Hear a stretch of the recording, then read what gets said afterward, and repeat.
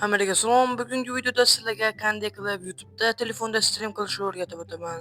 Albatta sizlar videoga like bosib, kanalga obuna bo'lib qo'yinglar.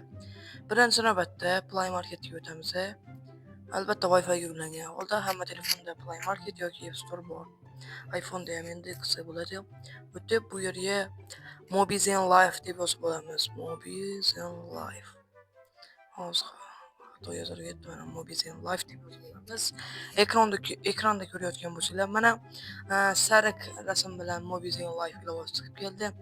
Megabayt esa 36 megabayt yuklab olasiz va men hozir buni yuklab qo'yibman va menda hozir akkaunt ro'yxatdan o'tgan, shuning uchun men buni qaytadan o'chirib sizlarga noldan o'rgatib beraman. Albatta sizlar uchun sizlar videoga like bosib, kanalga obuna bo'lib qo'yinglar.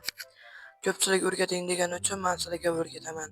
Hozir endi buni qaytadan o'rnatib olamiz. Sizlar videoga like bosib, kanalga obuna bo'lib qo'yinglar deb boshladik. Hamma sizlar uchun iltimos sizlardan bizlar tezroq endi buni bilmaganlar uchun qilyapmiz. Bilganlar esa prosta omad tilab qolsanglar bo'ldi. Ko'pchilik obunachilar iltimos bunaqa o'rgating bunaqa deganda shuning uchun o'rgatyapman sizlarga. 23 megabayt degan adashman 36 megabayt deb mana o'rnatilyapti. Sizlar videoga like kutib turamiz. Mana birodarlar, Mobizen Live ilovamiz telefonimizga muvaffaqiyatli o'rnatildi. Endi asosiy menyuga qaytamiz. O'zi mana bu yerdan ochish tugmasini bossanglar ham bo'ladi. Lekin men asosiy menyudan kiraman. Kirishni albatta tozalab qo'yamiz, ko'pmaslik uchun. Va endi Mobizen Live ilovasini ustidan bitta bosamiz va biroz kutib turamiz. Ilovaga kirmaydi. Prosta akkaunt sign qilish kerak. Ya'ni ro'yxatda o'tish kerak. Va mana shunaqa settingga kiramiz. Nima deganda hozir settingdan biz ruxsat berib chiqishimiz kerak. Va bu yerda albatta bildirishnomaga ruxsat beramiz. Chiqdik. Va hozir yana bitta ruxsat so'raydi. Bu yerdan ham albatta ruxsat berib qo'yamiz. Men nima qilayotgan bo'lsam, sizlar ham shunaqa qilishinglar juda muhim.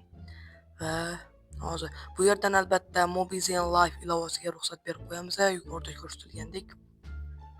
Hozir aylanyapti, yuklanmoqda.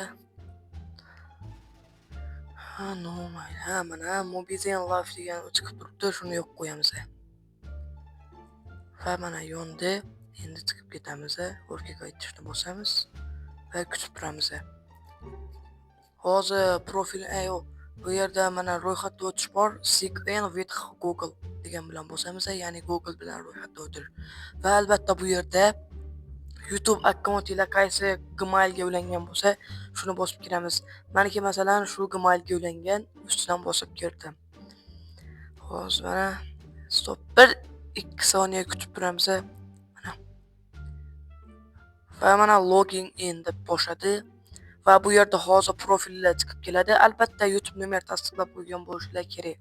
Agar YouTube nomer tasdiqlab qo'ymagan bo'lsa, siz stream qila olmaysiz. Va mana bu shunday qilib chiqib keladi. Shunday blin.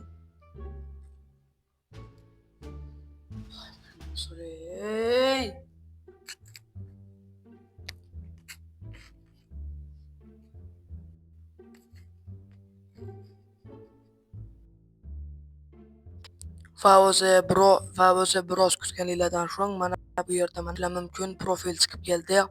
Endi bu yerda nima qilsa bo'ladi?